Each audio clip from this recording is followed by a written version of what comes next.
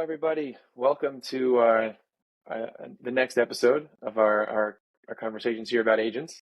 I'm very pleased to be having my office today a new friend, Antonio Mallia, who's the founder of Seltz.ai, and he's got an awesome background. I hope he'll share some of it with us in our conversation today. And ideally, you'll walk away learning some new things about the world of agents. Uh, how broad it is, and we're trying to narrow down and kind of see specific verticals within this space to educate people. So thanks for coming, Antonio, and looking forward to jumping in. Thank you, Gabby, for having me today. It's a great pleasure. Amazing. So why don't we start a little bit with your background? Tell us a little bit where you're coming from. How do you approach this agent problem? Yeah, absolutely. And it's a great it's great to kind of try to convince people or try to let people know how sort of like web search can how amazing it can be.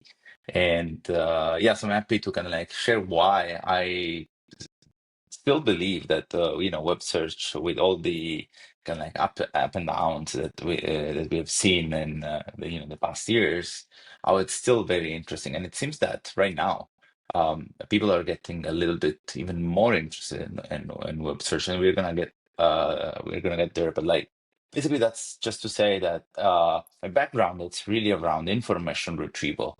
That's what I've been really focusing. That's one of my passion at this point, and wouldn't be possible otherwise to kind of like spend time and in such an intense way if it wasn't a passion. I don't know if you've ever experienced that. Like if you're working on something you really like, it doesn't feel like work, and so, yeah, in the past, essentially like 10 years, more or less, I've been, floating around whatever it involves retrieval, information retrieval, search, both from an academic perspective, so publishing papers, reviewing conferences, going to conferences, and, sometimes even giving some talks.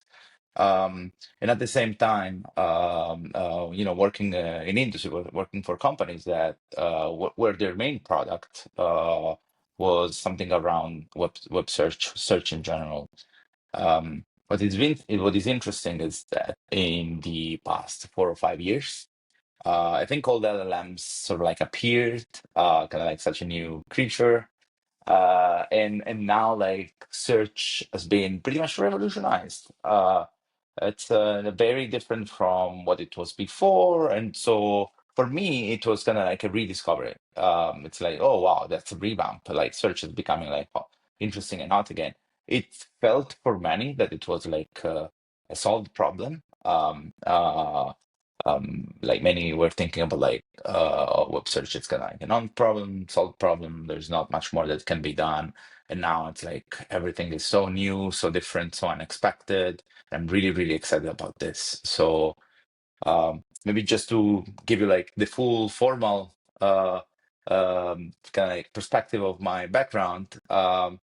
At some point, I decided to do a PhD in information retrieval, and that's where kind of like I started to get even more interested. I did a PhD at NYU, specifically on web search, and then started to work in industry while still being connected with the information retrieval community, the academic community. I worked at Amazon before. We built a web search engine that was powering Alexa at the very beginning, and now it's powering Bedrock. And then I moved to Pinecone, another like a startup in the search space, based in New York, like Anchor. And yeah, so and that's where I discovered sort of like, oh, there's this new kind of like revolution of like retrieval augmented generation. Uh, it's interesting to play with it, and it seems to be very, very useful for companies to actually automate some tasks. Um, So coming from that academic world and being in industry and back and forth, I trained as a rabbi, so I appreciate that world of, having to be in the texts and knowledge, then also understanding, and then also then in practice doing something, in reality. What do you think is what's like a belief in the academy that either you grew up on or were trained on that was either proven wrong or is like has you called into question with the building of your company? Like, what do you think has emerged on that front?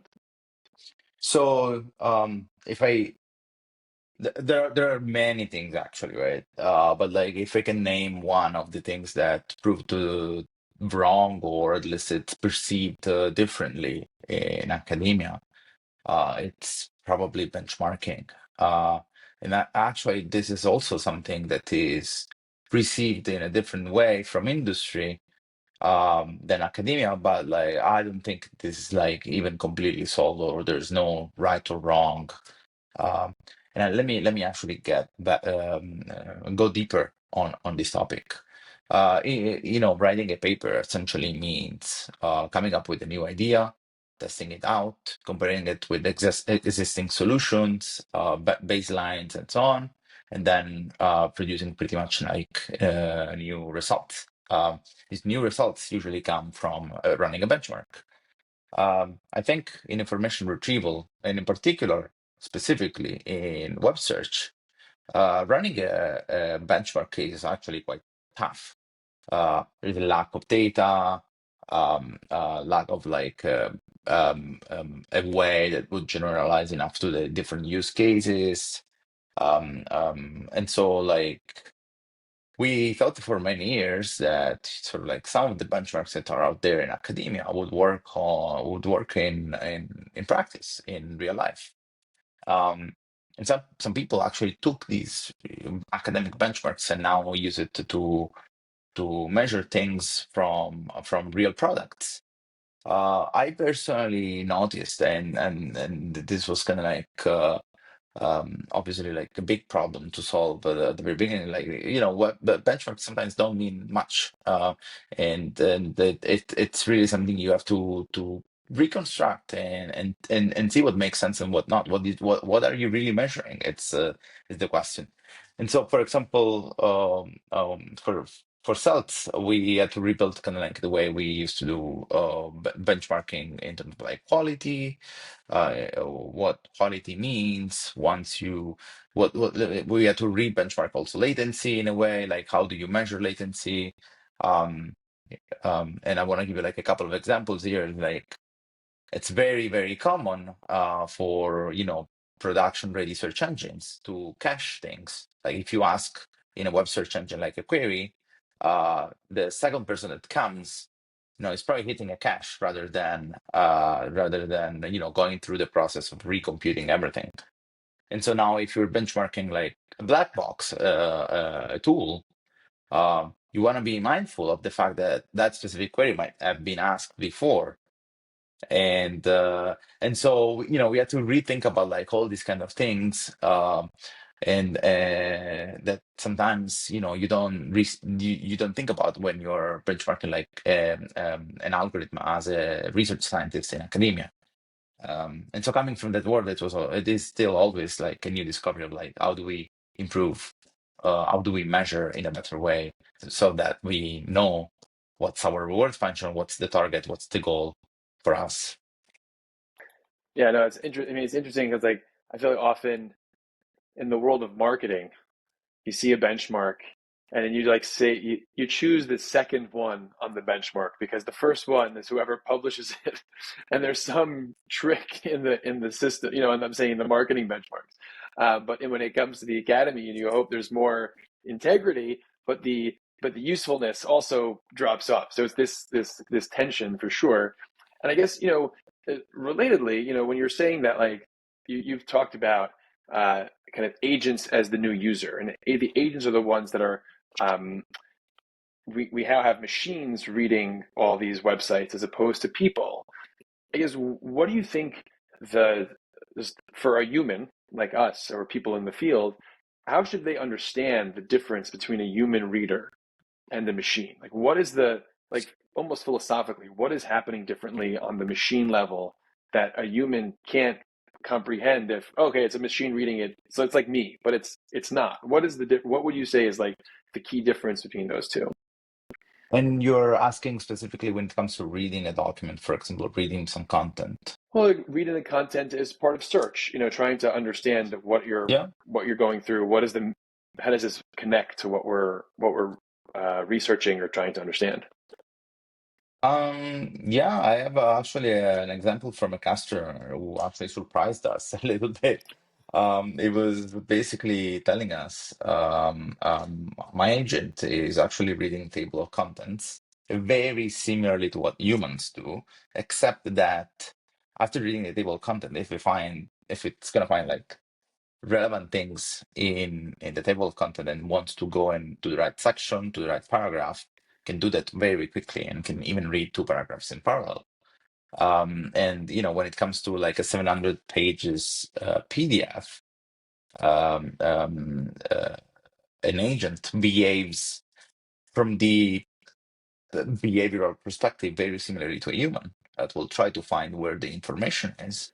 Um, but then at the same time, it will execute in a much faster way. So it seems that there is still some similarities, right? Like there are things that are in common. I think the main difference is really that a human with a lot of content gets confused. An agent does not, right? So an agent is obviously able to read a lot of like material and reason around this material. It takes a little bit of time if you not as long as humans, but like it's still, consuming tokens can be expensive, it can take some time and so on. So that's why we are building like search on top of like on top of data, on top of like massive data sets, web data. But at the same time, you want to make sure that when you retrieve something, it's not just an hint for the human to go and open up the website. It's not just an hint for the human to decide what could be valuable and what not, and what could be interesting to read and what not. It's more about like giving the actual content that the LLM can consume, the agent can consume. Um, so we're not uh, worried of giving like a full page to an LLM as a response, even though like a human looking at it is like, oh, wait, this is a little bit confusing. This might be a little bit of garbage. Um, I wouldn't expect that, right? Uh, but an LLM will loves to essentially read all this content and make sure that and extract the information that it needs. Um, Yeah, so it's almost like I feel like there's the AI slot problem that humans have, but if I'm understanding you correctly, you believe that the AI doesn't have an AI slot problem, meaning it doesn't, it can read through the noise and still get the correct meaning out of the content. So AI creates content that's good for AI, but not necessarily good for humans if that makes sense. AI creates content that might be useful for AI, yeah, when it comes to at least facts and yeah, yeah, for sure. No, I still believe that an AI can create content and or at least organize it in a way that is more usable or more useful for another AI. Um, uh, but at the same time, my point is that when we think about like a search engine for the new user, we have to think about a search engine that behaves differently. The output of this engine is really different from the output that it used to be for the traditional search tools. Humans really want to know what can be useful in a web page by reading an abstract, by reading a summary, right? But it's not really a summary, it's just an int to open. And in fact, most of the snippets that usually are in search engines are truncated, meaning like at the very end you don't get the information there, but it informs you that you will find the information if you click and open the website. So it's usually if you're just asking the age or some other information on someone is gonna say like, oh yes, this guy's age is, and then it doesn't give you the information, so you can go and click and open. It's just enough to let you know that the data will be there. An LLM would hallucinate exactly on this example because the kind of like truncation will basically inform the LLM you have to complete the sentence and put whatever number you Right, want. make it up. Don't click through, basically. Yeah, no, and that's. I mean, it's interesting. When it comes to just understanding the celts and kind of the way that you've built it out, my understanding is that you've spent a lot of time like kind of owning the full stack of the process. And so, how does that like what was the cost of doing that? Like, how did that impact the business early on? And what do you think you gained from doing that? What was like the advantage? Kind of in your example of the not having it, give the ellipse and then making up a number. But what is the maybe if you can explain that, like kind of the getting your hands dirty in the building process. Yeah, I mean, building is a big commitment. That's obviously that's very, very clear to everybody that building it is ambitious, and we're not worried about that, to be honest. It's like I think that's really the motivation. It's like only if you own the technology under the hood, only if you um, have the expertise to build something new, you can really differentiate. So we had this debate about like building versus wrapping, right? And we thought about we're not going to be wrapping for pretty much like one reason. We want to be independent from other tools. We think that independence is extremely valuable for we thought that it was extremely valuable for companies. We verified that, and then we are now getting confirmations of that. So that's actually um, um, something that is now very, very clear. Being independent means really like not having to spread your queries across sort of like other providers. That's really the very first thing. But like at the same time, it also means having control on your capabilities, how you manipulate the documents that you receive, web pages, whatever it's going to be, right? How do you extract information in advance? How you can be more efficient or more effective tuning that knob the way you want it or the way your customers want it. Um, so yeah, there are a few reasons why we decided to build it from scratch, and this is like obviously showing value when we have conversations with prospects and customers that have exactly this need. When it comes to cost, obviously rebuilding things from scratch is expensive and comes at a price. But at the same time, you are paying that price once for building the technology. You are paying the price once for ingesting the content and maintaining it up to date and so on. But then all the deployments, all the use that your customers have on your platform is actually paying back for the big fixed cost, because now you can be extremely efficient, you can be extremely fast, and essentially you have control on like how much you are actually spending to keep the system running.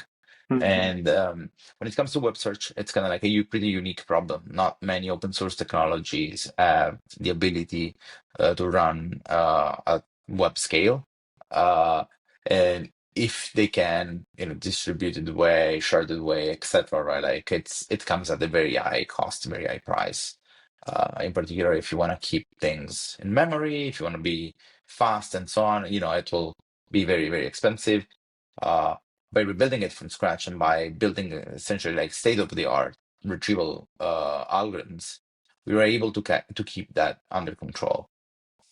And I mean, I imagine there's some layer of the stack that you do buy. So, but how do you think about things in the world of, I call it scraping and Cloudflare, kind of getting under your skin? Like, how do you deal with that? Humans, the web was built for humans, and now it's being crawled by agents. We'll call it. That's like the kosher version of of saying bots. Like, what is the way that how do you compete with that? How do you make that your infrastructure kind of look safe to the web when you're building that motion? Yeah, I think, you know, um, let's say live access of web pages is something extremely valuable still, even if you have web search. Um, having an agent that can use a browser to perform actions is still something that we will need. Um, um, and so I think the search component is really kind of like um, uh, if you uh, you know think about like digging a hole with a big machinery, right? Like that search. Um, Yeah, and then once you reach the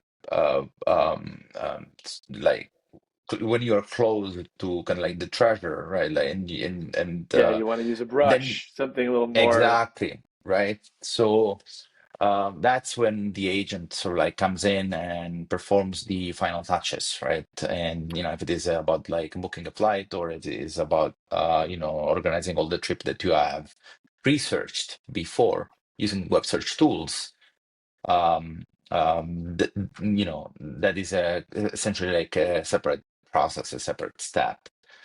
Um, so I think, agents are still going to be navigating the web. I think they can be part of the crawling and the feedback loop essentially that goes back to web search engines. So I think, specifically browsers, I think they're valuable for tools like ours. Because if you think about it, like big search engines like Google and others, right? I wanna pretty much like mention Google because of like their browser, right? Uh, Chrome is essentially like a crawling machine. It's like it's a crawler without being a crawler. Right. And It's a crawl that we lets are all the everybody's agents. convinced to use it. Yeah, it is what it Yeah. is, right? Um, Yeah, that's really, I mean, it's really interesting. Like, I don't think about it that way every day, but the fact that, forks of chromium are what makes these things work is like, makes you think, like, what is happening under the hood there? And it definitely makes sense, kind of to like maybe zoom out a little bit on the model wars. You have your open AIs, your Anthropics on one hand, these like closed source, and you have the open source models on the other. Like, where, I guess, where in your process in this information retrieval layer do you see those? Which side of the debate are you on? Like, where do you lean in terms of what's most valuable today for what you need? And then if you look out, I don't know, a year or two, where do you see kind of the industry going in terms of the value that the closed models provide, I guess, and or what's going to be transferred to the open source? How do you see that as it relates to your business particularly? Not like, what do you think is going to be most popular on Twitter or whatever? and are you referring specifically to LLMs or like any model? It's a fair question. I think for this purposes, I think the LLMs like feel like they're top of mind for me, but I'd be curious if you have something in the whether it's the world models or other things that you think are where we're going. Would be interesting to hear your thoughts too. We're here for Yeah, the I think academic part as well. Yeah, I think when we think about like models right now, we put everything in the same bucket, but like it's now very diverse. Um, like what would you call machine learning model? Still a model, or like when you compare like an old machine learning and kind of like classification model, like a boosting tree, is that a model given that now we have, I don't know, trillion parameter models? Like, I don't know, Sure. right? So um, I think there is definitely like a distinction, but like, going to the LLM world, uh, I personally see that things are evolving a lot. And I don't think closed source models or just the best chatbot is really the most valuable one today. Um, or at least it is very valuable for day-to-day job. It's like an operative system. It can do a lot of things. But at the same time, when you try to solve a specific problem, then you have to go down to the kind of like open source, small models, the ones that actually can do the task efficiently or that you can run locally and so on. So, um, one thing for me is the product, the cloud or the chat GPT of the world, um, uh, which is more than a model. It's an ecosystem that, uses one or more models. Who knows how many models are in there, right? And the other thing is like all the progress that the open source and academia are making around uh, the model that is then able to use tools, it's able to run smaller agents and so on and so forth, which would allow you to create the product, the closed source product that most of us use, right? So I think these two are pretty much like running in parallel. They both have their needs in a way, and I think this kind of like competition in a way between open source and closed source is also like very valuable and useful. We want to just make sure that, in my opinion, that the progress is not limited only to the companies that can afford it, right? Or the companies that can hire the talents. And it's very, very important that kind of like the open source world keep the same velocity when it comes to uh, building like comparable products, or at least maintaining the expertise, the knowledge that are like publicly available. Uh, Yeah, one, sorry, go ahead. no, no, no, you first. No, you're on a roll. Keep going. I was just gonna say that when it comes to information retrieval in general, like the type of models are very different. I've seen much more traction from the open source models rather than the closed source ones. It seems that the open source ones are, doing great, and there's not much of a difference between, and this is also because it usually like the open source models and the proprietary models kind of like are the same product in the way. It's like it's still just a raw model, and so that's why you don't see that big difference between the two as you could see when it comes to products like chatbots, which is more than a model.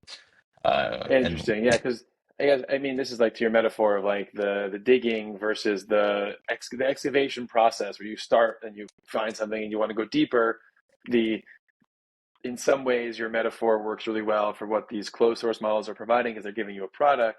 But on the higher level, uh, well, I guess the lower level tasks, but higher on the ground, the open source models seem to be. It sounds like they're at parity for in your part of the world, and you could do those processes a lot less expensively and with just as good results, which is maybe a harbinger for where things are going. Like in the long term, the fact that you can already do these types of tasks on the open source model makes sense. That it's kind of gives you a clue into what's going to come in the future. yeah, 100%. And there are things that the I I personally haven't seen in the closed source model, not even in the big providers, right? Like in particular, when it comes to efficiency, like the big models are not really usable in practice, or at least when you're hitting like sub-second, when you're trying to hit sub-second latency. Like the big models will take much more to even get you to the first token and so on. Even the smallest version of the closed source model usually, and so that's why people tend to kind of like build their own small scale, or small models in general that are optimized for the specific task. Yeah, Um, that makes sense. I guess when it maybe just like in my mind, I have like two more like bigger questions. Then maybe we'll do like an overrated versus underrated segment. You just react quickly, and then we'll wrap. I guess the uh, one is on the paying for web content, right? There's kind of this like conversation of compensating the publishers, and the AI systems are kind of getting all this content from them. How do you think about it? You guess maybe personally, but also I guess you are leading a company, so it relates to your economic model. How do you think about the idea of paying for access versus kind of scraping the open web? Like, what is your point of view on those things? Yeah. This is a good point. I personally think that whatever is under a paywall, for example, should stay under the paywall, and it's not publicly available, and so shouldn't be part of something you can offer without an agreement, right? Like it's um, um, it's essentially like offer. Otherwise, it would be something like offering whatever is requires a subscription and so on. If it's openly available, right, and it's on the web, and others can read and summarize, like humans can read and summarize, um, why can LLMs do that? Or why can't LLMs use that content, that material? Um, on like the perspective of giving back to publishers, we are actually um, um, uh, we are actually working with publishers and in a kind of like a revenue share model. We're currently working with a couple of companies that are giving us their data, and whenever we return their content, they get a fraction of what we get paid for that search operation. That seems to be something that they are appreciating a lot. And there is one reason why they like it, which is something that I haven't seen. Um, um, this seems to be something that usually has gone through the process of licensing. It's like, oh, you pay me a license, and then now you can use my data. But licensing pretty much removes the content owner from the loop. Like they stop Hmm. knowing what how people are using their data, how LLMs are using their data. They stop understanding like what is valuable and what is not out of their data. So we really think that content providers, content owners should still be in the loop, and so we really give them. It's their data.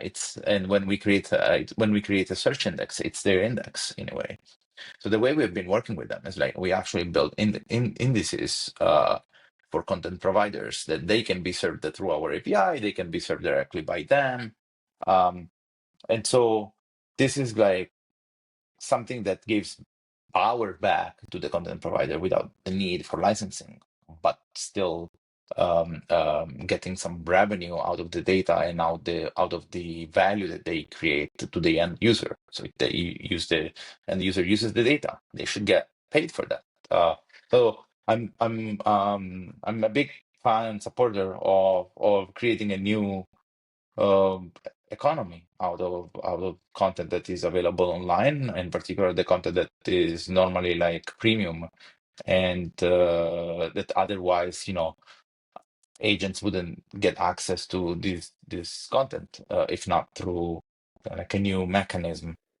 And are you finding that to be like a difficult thing to solve with these publishers, or kind of willing to play ball? Like, what's the like? How do you maybe what's I think I get the pitch, but what gets them to come over the line to be, oh, this is great. We want to have active engagement with knowledge of what's coming out of our system that's going to sell. It's like we want that's plus, not just like here's API, go to town, or here's a license, go to town. What's been like the reception of that? Uh, this is really like the kind of like conversation that makes a difference between like, hey, we are interested in giving your data to an LM, and they usually seem reluctant about that. But then it's like, but now you can see who is what articles are used, what LLMs is reading, and you kind of like get the sense of how your data is valuable. That makes really the difference from these conversations we had. So it's really the granularity that makes that's exciting. It's not just like give away all your IP to an LM. It's like, dude, that's cool. And then before we get to the overrated underrated section, um, longer term, you're successful. You've solved retrieval. What comes next? Like when it comes to after that's when the bottleneck is no longer the retrieval of the information. What's the next constraint that you believe is coming? Is it the verification? Is it the reasoning? What do you believe is like that next frontier? I think an interesting one would be maybe like going back to the taking the action. It's like, okay, we solved the retrieval problem, but then we needed to take actions out of this. knowledge context that we have created for in the LLMs. How do we enable that? Um, so that's kind of like actually a very difficult challenge, and um, yeah, it's something that I haven't seen happening yet, and it's probably like another very challenging problem, and I love challenging problems, so that seems to be um, That's good. All right, so let's great. Well, thank you for that, Antonio. This is super interesting.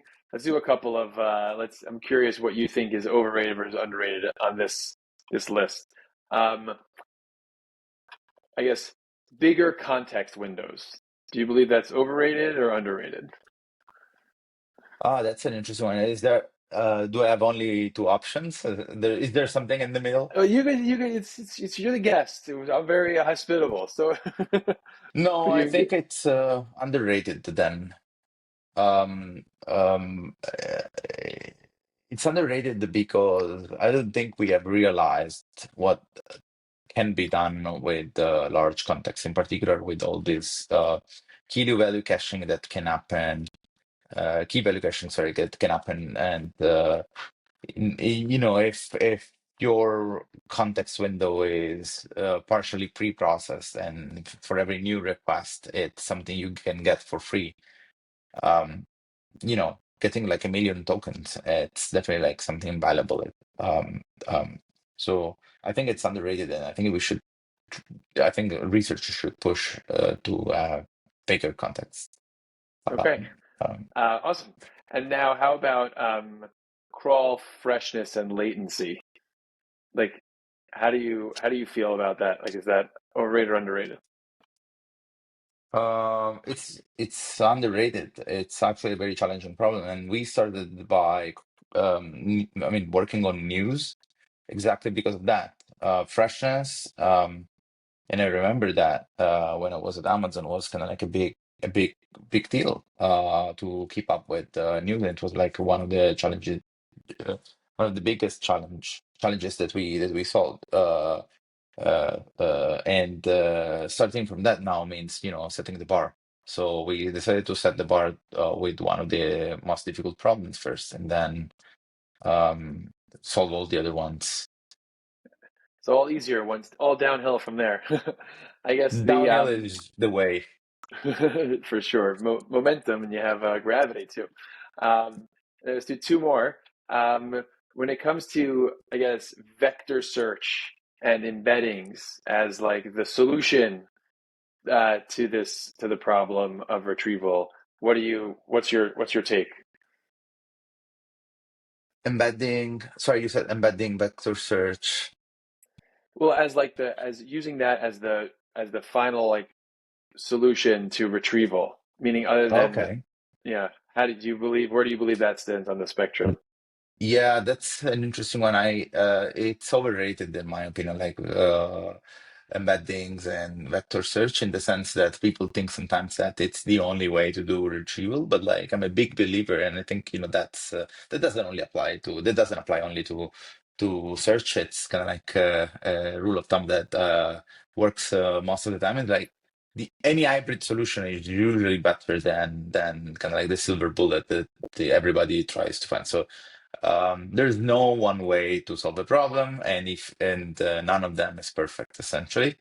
And so you want to mix and match all of them.